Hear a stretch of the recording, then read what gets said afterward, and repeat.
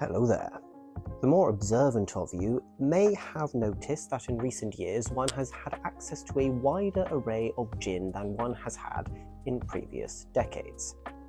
This is because we are in a period of history that myself and other alcohol nerds are calling the Ginnaissance. How did this come about?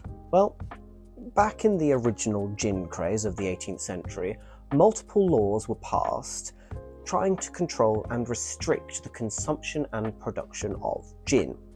This culminated in the 1751 Gin Act, eighth of its ilk, that gave us a lot of the laws around alcohol that have formed and moulded centuries of British boozing.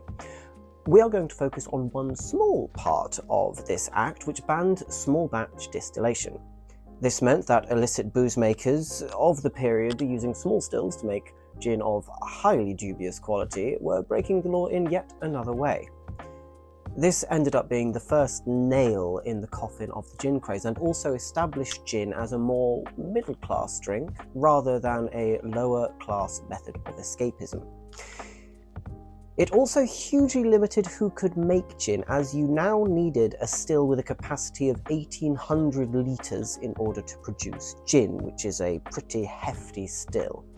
This led to a monopoly on gin production and a gradual decline in new distillers. By 2008, there was only one distillery left in London, and that was Beefeater, which is owned by a French company called Pernod Ricard.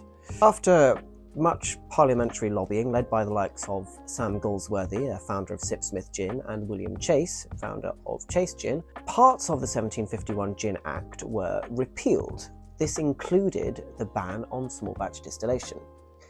Now there are 25 plus distilleries in London itself and over 800 across the UK. So now we are rather spoilt for choice. Gone are the days of asking for a G&T and having to choose between posh gin and normal gin. We now have a huge range of fantastic, interesting and some downright bonkers gins distilled all across the spiritual homeland of gin.